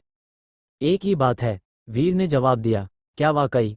फायर फीनिक्स ने हल्की हंसी के साथ कहा। एपिसोड 528, या तो तुम मरो या मैं जीऊं। वीर और फायर फीनिक्स एक दूसरे के सामने बैठे थे। उनके सामने मेज पर फायर फीनिक्स ने पहले ही शराब और गिलास सजा रखे थे। मुझे पता था तुम आ रहे हो, इसलिए मैंने ये खास तुम्हारे लिए तैयार किया है। फायर फीनिक्स ने हल्की मुस्कान के साथ शराब डाली। चलो एक ड्रिंक लेते हैं, सुपर स्ट्रांग वोडका, तुम्हारी फेवरेट। ठीक है, वीर ने बस एक शब्द कहा, फिर गिलास उठाया, एक बार टकराया और एक छोटा घूंट लिया। यह क्या, बस एक घूंट? डर है कि इसमें जहर हो सकता है। फायर फीनिक्स खिलखिलाकर हंस पड़ी। क्या अब ये काफ़ी है? वीर ने अपने गिलास की शराब खत्म कर दी। वह जानता था कि फायर फीनिक्स बस इधर उधर की बातें कर रही है। दोनों में से कोई भी समय से पहले अंत पर चर्चा नहीं करना चाहता था, जिससे माहौल खराब हो जाए। छोटी मोटी बातों में उलझे रहना ही बेहतर था। अब हुई ना बात, फायर फीनिक्स ने खुलकर मुस्कुराते हुए छेड़ा। मुंह क्यों लटका रखा है, हम मर थोड़ी रहे हैं। शांत होने का दिखावा बंद करो, जैसे कि कुछ गड़बड़ है ही नहीं, वीर ने बेरुखी से कहा। हाँ, सच में, क्या मैं बहुत नर्वस लग रही हूँ? तुम मुझे इतना समझते हो? फायर फीनिक्स ने लापरवाही से मुस्कुराते हुए पूछा। क्या तुम जानते हो कि मर्द सबसे ज्यादा आकर्षक कब लगते हैं? क्या तुम्हारे मुंह से ऐसा सवाल काफी हैरानी की बात है, वीर ने जिज्ञासा से पूछा। बिल्कुल अभी तुम्हारी तरह, जब तुम गंभीर होते हो तब तुम सबसे ज्यादा आकर्षक लगते हो, फायर फीनिक्स ने संजीदगी से कहा। वह अच्छी तरह समझती थी कि वीर का ये खिंचा हुआ चेहरा स्वाभाविक रूप से उसके साथ दुश्मन बनने के डर के कारण था, वरना वह इतना परेशान नहीं होता। वह हंसना चाहती थी। वीर ने पहले कभी ऐसा भाव नहीं दिखाया था। ये वास्तव में किस्मत का खेल है, वरना वह इस दृश्य को अपने सामने कभी नहीं देख पाती। हालांकि उसने उम्मीद की थी कि वह इस पल की गवाह कभी ना बने। क्या ऐसा है? वीर थोड़ा रिलैक्स हुआ और बोला, तुम गंभीर होने पर पहले से ज्यादा खूबसूरत लगती हो। क्या तुम मेरी तारीफ कर रहे हो? अगर मुझे सही याद है तो ये पहली बार है जब तुमने मेरी खूबसूरती की तारीफ की है, फायर फीनिक्स ने खुशी से कहा। तुम पहले से ही बहुत खूबसूरत हो, किसी के कहने की जरूरत नहीं है, ये बस एक फैक्ट है, वीर ने बहुत ईमानदारी से कहा। मुझे ये पता है, लेकिन जब ये शब्द तुम्हारे मुंह से निकलते हैं तो मेरे लिए इनका मतलब कुछ और होता है। क्या तुम जानते हो? फायर फीनिक्स अपनी खुशी नहीं दबा सकी। क्या फर्क पड़ता है, बात तो वही है ना, वीर ने लाचारी से कहा। तुम मेरा मतलब समझते हो, बोल देने से तुम मर नहीं जाओगे। ऐसा व्यवहार क्यों रखते हो जो दूसरों को दूर करता है, फायर फीनिक्स ने शिकायत भरे लहजे में कहा। वीर ने फायर फीनिक्स की ओर देखा और फिर एक पल के लिए चुप हो गया, अपने लिए एक ड्रिंक डाली और एक घूंट लिया। फायर फीनिक्स अपने बालों से खेलती रही और फिर बोली, मैंने तुम्हारे बैकग्राउंड की जांच की, रिया वर्मा के परिवार से शुरू करते हुए, और मैंने मूल रूप से पुष्टि कर ली कि तुम्हारे साथ क्या हुआ था। जब तुम छोटे थे, अपने माता पिता के साथ ट्रिप के दौरान तुम पर हमला हुआ, तुम्हारे माता पिता मारे गए और तुम देव संगठन के ट्रेनिंग बेस पर पहुंच गए, उनके लेजेंड्स तैयार करने के प्रयास का हिस्सा बन गए। मैं समझ सकती हूँ कि तुम्हें देव संगठन के बड़े सदस्यों की हत्या क्यों करनी पड़ी। ये सब बदले के लिए था, उन जल्लादों को नष्ट करना चाहते थे जिन्होंने तुम्हारे परिवार को सताया। अगर यह बोझ किसी और पर होता तो शायद वे इसे पूरा किए बिना ही मर जाते। लेकिन तुम अलग हो, तुम बाकियों से अलग खड़े हो, न केवल शारीरिक सीमाओं को पार करते हुए बल्कि बेहद शानदार स्किल्स भी रखते हो। तुमने मेडिकल और हैकिंग जैसे क्षेत्रों में उल्लेखनीय परिणाम हासिल किए हैं। तुम्हारा दिमाग औसत व्यक्ति की तुलना में बहुत अधिक विकसित है, जो सीखने को बेहद कुशल बनाता है, बहुत कम समय में असाधारण उपलब्धियां हासिल करता है। इस वजह से तुमने सभी बड़े अधिकारियों का ध्यान खींचा। तुम्हें एक लेजेंड और मिथक बनाने के लिए उन्होंने कोई कसर नहीं छोड़ी, और यह पूरी तरह से एब्सोल्यूट स्किल्स को समझने के माध्यम से है, जिसमें बहुरूपिया विद्या की मदद ली गई, जिससे तुम चुपके से कई जगहों पर घुसपैठ कर सको, यहाँ तक कि एक राष्ट्रीय महल या सरकार में भी बिना किसी प्रयास के कार्यों को पूरा करने के लिए अपार मदद की। तुम्हारे अलावा जल्लाद और मैं ही कई हत्यारों में से हैं जो तुम्हारी कॉम्बैट स्किल का मुकाबला कर सकते हैं। बस ऐसे ही हम दोनों परछाई बन गए, बस ऐसे ही हम तीनों जीवन भर के लिए पार्टनर बन गए। यह उस पुरानी कहावत पर फिट बैठता है, विनाश काले विपरीत बुद्धि। देव संगठन ने कभी उम्मीद नहीं की थी कि जिस टर्मिनेटर को उन्होंने इतनी मेहनत से तैयार किया, वह देव संगठन को खत्म करने के रास्ते पर दृढ़ता से चलेगा। सच कहूं तो तुम पहले ही सफल हो चुके हो, सभी लीडर्स को मार डाला, देव संगठन बिखर गया, ढह गया।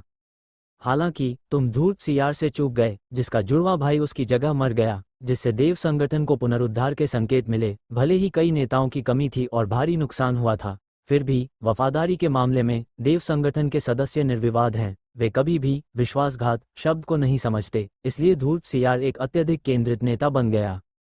अगर यह कोई और होता तो वे कभी याद नहीं करते कि उनका अतीत कैसा था। लेकिन तुम अपवाद हो। दिव्य मायावी वैद्य की महारत ने तुम्हें अपनी पहचान खोजने की अनुमति दी, अपने शुरुआती वर्षों को याद करते हुए। देव संगठन द्वारा प्रशिक्षित हर हत्यारा वफादार है, सच्ची वफादारी के साथ, क्योंकि बचपन से ही उनका ब्रेन वॉश किया गया था। लोहे जैसी हत्यारे की भावना पैदा की गई थी और तो और उनकी यादें मिटा दी गई थीं। केवल तुम अपनी यादों के सबसे गहरे हिस्से को खोदने में कामयाब रहे। दूसरे ऐसा नहीं कर सके, नहीं करेंगे। फायर फीनिक्स ने तथ्यों और अटकलों को शामिल करते हुए जो कुछ भी वह जानती थी सब उगल दिया।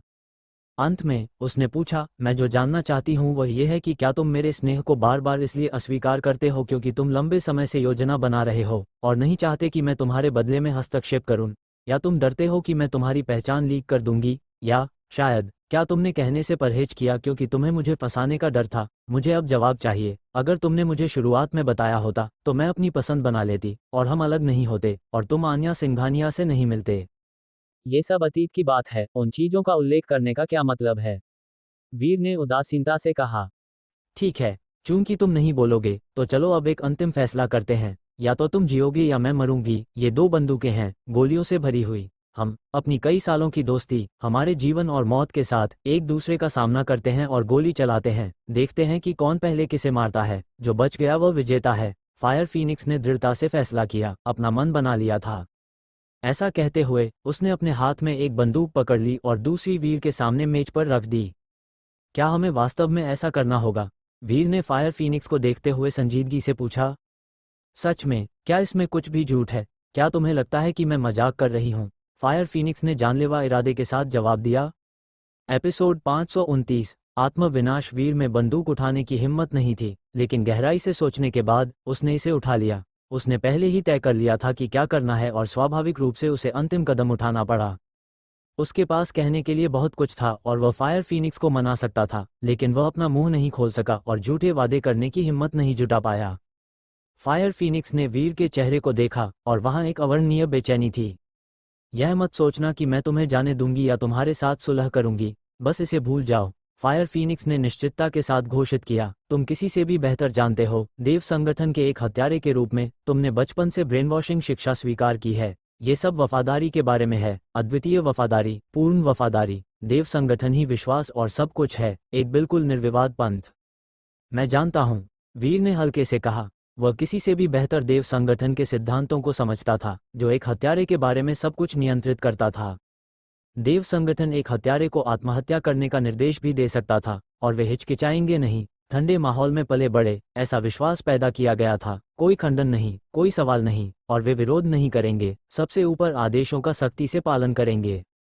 यही कारण है कि फायर फीनिक्स के साथ वाली शीतल और अन्य लोग फायर फीनिक्स के आदेशों को पूरा करने में ढिलाई बरतने की हिम्मत नहीं करेंगे।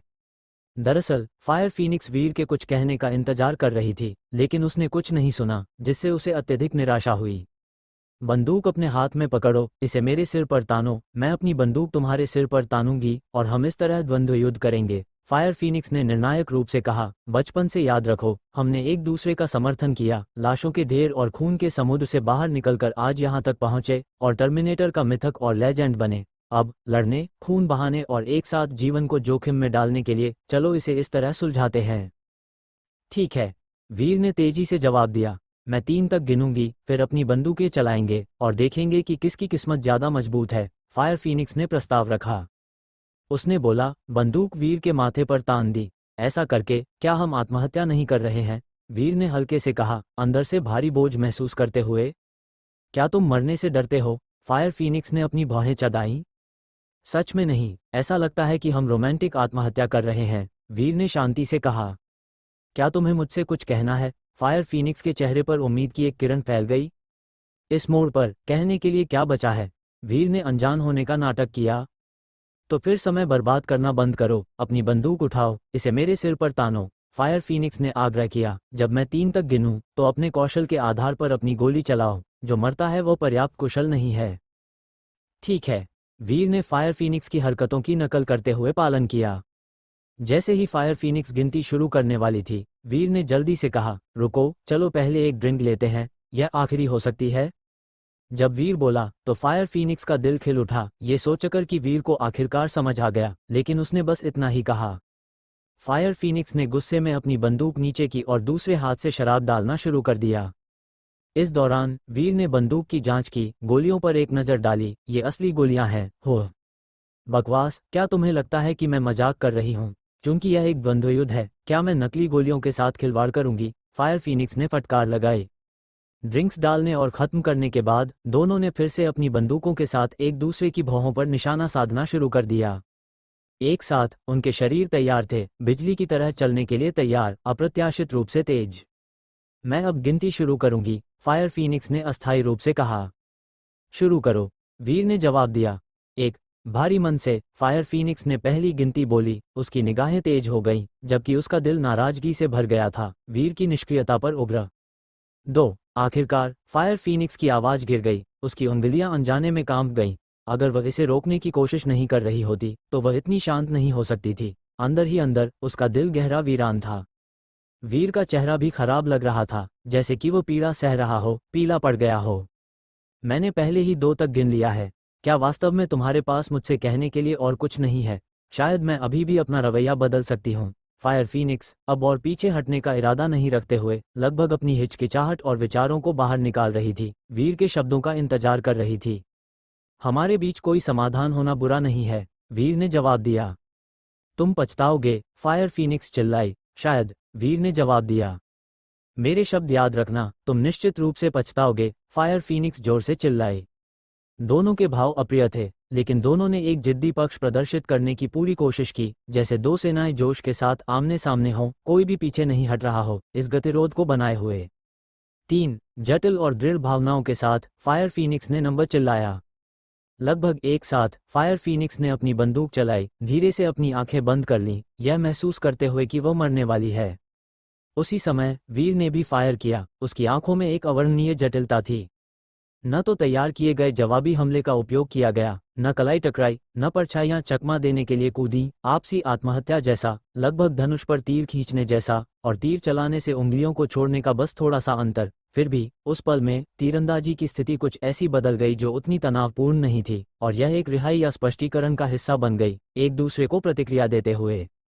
ये सब साबित करता है कि न तो कोई बचने का इरादा रखता था, प्रतिद्वंद्वी की गोली खाने और मौत का सामना करने को तैयार था। उन्होंने उसी क्षण फायर किया क्योंकि उन्हें एहसास हुआ कि अगर कोई भी हिचकिचाता है तो दूसरा शायद गोली नहीं चलाएगा, इसलिए ऐसे भावनात्मक आवेग के तहत उन्होंने संयुक्त रूप से फायर किया। एक साथ उनकी शारीरिक क्रियाओं और निगाहों ने जुड़ने के इरादे दिखाए, प्रतिद्वंद्वी को भ्रमित किया, जिससे वे हिचकिचाए नहीं और साहसपूर्वक गोली चलाए। इस तरह के विचारों ने एक साथ शूटिंग की, साथ ही प्रतिद्वंद्वी की गोली के प्रकट होने का इंतजार भी किया। फायर फीनिक्स का ये कहना कि वीर पछताएगा और यह महसूस करना कि वह मर जाएगी, इसलिए था क्योंकि उसकी बंदूक में कोई गोली नहीं थी, फिर भी वीर की बंदूक गोलियों से पूरी तरह भरी हुई थी। अगर वह वीर की बंदूक से मर जाती तो वह निश्चित रूप से जीवन भर पछताता, यही उसका लक्ष्य था। फायर फीनिक्स को जो नहीं पता था वह ये था कि जब वीर ने गोलियों का निरीक्षण किया तो उसने चुपके से उन्हें हटा दिया था। खट खट, 2 बंदूकों ने धातु के टकराने और रगड़ने की हल्की आवाज निकाली, बिना जानलेवा गोलियां चलाए। इस बिंदु पर दोनों बंदूकें खाली थीं। फायर फीनिक्स के चेहरे पर जल्द ही एक हैरान करने वाला भाव आ गया। जहां तक वीर की बात है, वह सीधे तौर पर उग्र था। फायर फीनिक्स का ऐसा करना बहुत पागलपन था। एपिसोड 530, टिश्यू पेपर बना बाजू। वीर और फायर फीनिक्स एक दूसरे को फाड़ खाने जैसा नाटकीय टकराव एक फिल्मी अंजाम पर पहुंचा। तुम पागल हो, वीर गुस्से में था, फायर फीनिक्स को घूरते हुए और जोर से चिल्लाते हुए। फायर फीनिक्स के इरादों के अनुसार यह मौत को दावत देने जैसा था। उसकी बंदूक में गोलियां थीं, जबकि उसकी अपनी बंदूक में नहीं थीं। अगर उसने गोलियां नहीं हटाई होती तो ये कैसे खत्म होता और किस तरह की त्रासदी होती। उसे अब एहसास हो रहा था कि फायर फीनिक्स ने क्यों कहा था कि वो पछताएगा। मैं पागल हूँ। पागल तो तुम हो। तुम अभी मेरे हाथों मरने ही वाले थे। अगर मेरी बंदूक में सच में गोलियां होती तो तुम मर जाते। क्या तुम्हें मरने की इतनी जल्दी है? फायर फीनिक्स गुस्से में चिल्लाई। मैं नहीं मरूंगा। गोलियां मेरे सिर को नहीं भेद सकती या मुझे नहीं मार सकती, वीर ने आत्मविश्वास से कहा। बकवास बंद करो। मैं तुम्हें बहुत अच्छे से जानती हूँ। खुली आंखों से झूठ बोलना और शर्मिंदा भी ना होना। फायर फीनिक्स ने दो टूक जवाब दिया। एक लड़की को थोड़ा सलीकेदार होना चाहिए, हर समय अभद्र होना अच्छा नहीं है, वीर ने कड़वाहट से कहा। दुविधा को हल करने का यही एकमात्र तरीका उसे सूझ रहा था। उसे उम्मीद नहीं थी कि फायर फीनिक्स की हरकतें उसे निशब्द कर देंगी। सौभाग्य से वह तैयार था, वरना अगर वह खतरे में नहीं होता तो खतरे में पड़ने वाली खुद फायर फीनिक्स होती। भाड़ में गया सलीका। तुम अभी मेरी बंदूक से मरने वाले थे। तुम मेरे हाथों मरना चाहते हो, है ना? यह मुझे मारने से ज्यादा दर्दनाक है। तुम कमीने, फायर फीनिक्स गुस्से से फट पड़ी। क्या तुम भी मेरे हाथों मरने ही वाली नहीं थी? तुम्हारी बंदूक में गोलियां नहीं थी, तुम मुझे नुकसान नहीं पहुंचा सकती थी। वीर के लहजे में अवर्णनीय कड़वाहट थी और उसका चेहरा सुखद से बहुत दूर था। फायर फीनिक्स की बातों ने उसे गहराई से छू लिया था। अगर गोलियां होती तो क्या होता? अगर किसी भी तरह से सच में गोलियां होती, फायर फीनिक्स का गुस्सा भड़क उठा। अगर मगर जैसी कोई चीज नहीं होती, क्या अब सब ठीक नहीं है? वीर ने लाचारी से कंधे उचकाए। लानत है तुम पर, तुम अभी भी रिलैक्स हो सकते हो और सबके सामने नाटक कर सकते हो। फायर फीनिक्स की नज़र एक शिकारी जैसी थी। बस बहुत हो गया। मैं अभी भी अंदर से गुस्से में हूँ। अगर हम गुस्से की बात कर रहे हैं तो मैं तुमसे ज़्यादा गुस्से में हूँ। तुम अभी भी अपना तेवर दिखाने की हिम्मत रखती हो। अगर कुछ अनहोनी हो जाती तो मरने वाली तुम होती। तुम चाहती हो कि मैं तुम्हें मार दूं। तुम बहुत शातिर हो। तुम चाहती हो कि मैं दोषी महसूस करूं और खुद को कोसूं। तुम आखिर सोच क्या रही हो? वीर ने दबी हुई आवाज में आरोप लगाते हुए कहा। ये सुनकर फायर फीनिक्स का गुस्सा अचानक गायब हो गया। उसके पूरे शरीर ने जैसे उसका सारा गुस्सा सोख लिया और उसकी खूबसूरत आंखों से आंसू गिरने लगे जो अपार दुख से भरे थे। वो उसे नुकसान पहुंचाने का कैसे सोच सकती थी? भले ही इसका मतलब खुद को नुकसान पहुंचाना हो, वह वीर को चोट पहुंचाने के लिए हाथ नहीं बढ़ाएगी। उसके पास कोई विकल्प नहीं था। एक तरफ देव संगठन था और दूसरी तरफ उसके दिल का प्रेमी। उसे एक चुनाव करना था। उस वफादारी को छोड़ना जिसके साथ वह बड़ी हुई थी अविश्वसनीय रूप से कठिन था। इसलिए उसने देव संगठन को वीर के ठिकाने की रिपोर्ट नहीं दी थी, बल्कि अपने दम पर काम करना चुना था। उसकी हरकतें किसी के खिलाफ नहीं थीं। वह वीर के साथ दुश्मनी के रास्ते पर नहीं चलना चाहती थी, नहीं वह चाहती थी कि कोई अप्रिय घटना हो। वास्तव में जब से उसे वीर के बचपन के बारे में पता चला था, उसने पहले ही एक फैसला कर लिया था। उसने अपनी मौत का इस्तेमाल वीर को अपनी याद दिलाने के लिए करने का फैसला किया। यही एकमात्र तरीका था जो वह भविष्य में वीर के साथ दुश्मन के रूप में टकराने से बचने के लिए सोच सकती थी, या वीर को हमेशा उसे याद रखने, दोषी महसूस करने और उसके अतीत को संजोने के लिए यह इसके लायक होगा। वीर ने सिसकती हुई फायर फीनिक्स को देखा और उसका दिल दर्द से भारी हो गया। रोना बंद करो। क्या इसका कोई मतलब है? वीर ने लाचारी से कहा। मुझे रोता हुआ देखकर तुम उदासीन बने हुए हो। क्या तुम्हारे अंदर कोई शराफत है? तुम मुझे दिलासा देने की जहमत नहीं उठाते, नहीं तुम मुझे टिश्यू देते हो या मेरे आंसू पोंछने में मदद करते हो। तुम पूरी तरह से पत्थर दिल हो। फायर फीनिक्स ने अपने आंसुओं के माध्यम से उसे दोषी ठहराया। उसकी आंखें शिकायतों से भरी थीं। इसका शराफत से क्या लेना देना है?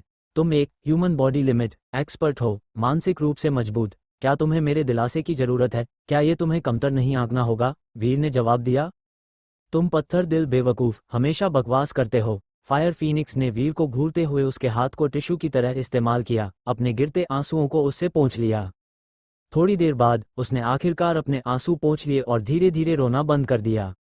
वह केवल सक्रिय रूप से मनोवैज्ञानिक और भावनात्मक निर्भरता की तलाश कर सकती थी, वरना वीर से उसे दिलासा देने की उम्मीद करना पश्चिम में सूरज उगने का इंतजार करने जैसा होगा। आखिरकार तुमने रोना बंद कर दिया। फायर फीनिक्स के आंसू रुकने के साथ वीर ने उसे दिलासा देने के लिए हाथ बढ़ाया, लेकिन इससे पहले कि उसकी उंगलियां फायर फीनिक्स के चेहरे को छू पातीं, वह पीछे हट गई। आरोप लगाते हुए बोली, मेरा फायदा उठाने की कोशिश कर रहे हो? बिल्कुल नहीं। जब मुझे दिलासे की जरूरत थी तो तुमने एक शब्द भी नहीं कहा। अब जब मैंने अपना मूड ठीक कर लिया है तो तुम मुझे दिलासा देने आए हो। क्या तुम्हें नहीं लगता कि थोड़ी देर हो चुकी है? इसके साथ फायर फीनिक्स अपनी मूल सीट पर लौट आई, वीर का सामना करते हुए। वीर का हाथ हवा में जम गया। इससे पहले कि उसने इसे अजीब तरह से नीचे किया, उस हाथ की ओर इशारा करते हुए जिसे फायर फीनिक्स ने टिश्यू के रूप में इस्तेमाल किया था। भूलो मत, कौन अभी मेरे ऊपर झुका हुआ था, मेरे हाथ का इस्तेमाल पहुंचने के लिए कर रहा था। मैंने यह अपने आप किया, बस लापरवाही से इसे टिश्यू के रूप में इस्तेमाल किया, लेकिन निश्चित रूप से इसलिए नहीं कि तुमने मुझे दिलासा दिया। फायर फीनिक्स ने घूरते हुए कहा, मैं कोई साधारण लड़की नहीं हूँ। यह मत सोचना कि सिर्फ अपनी उंगली बढ़ाकर तुम मुझे अपनी बाहों में गिरा लोगे। मैं बचपन से नहीं रोई हूँ, इसलिए तुमने मुझे रुलाया। उस कर्ज को रखो, मैं इसे बाद में चुकाऊंगी। मरी हुई बत्तख, इतनी जिद्दी चोंच के साथ वीर ने हताशा में बुदबुदाया। फायर फीनिक्स एक दृढ़ इच्छाशक्ति वाली महिला थी। ऐसा कोमल पक्ष बहुत दुर्लभ था। रोने का तो जिक्र ही क्या, जो केवल छोटी लड़कियों का एक तरीका था। अब जब उसने अपनी तर्कशक्ति वापस पा ली तो उसे अचानक एहसास हुआ कि उसकी पिछली हरकतें शर्मनाक थीं। इसके बारे में सोचते हुए और वीर के भाव को देखते हुए वो हंसने से नहीं रोक सकी। दिल से निकली खुशी अब थोड़ी भी नाखुश नहीं, उसका चेहरा शर्म से भरा हुआ। वीर भी पूरी तरह से रिलैक्स हो गया। अब ये कहा जा सकता था कि तूफान के बाद सब कुछ शांत है।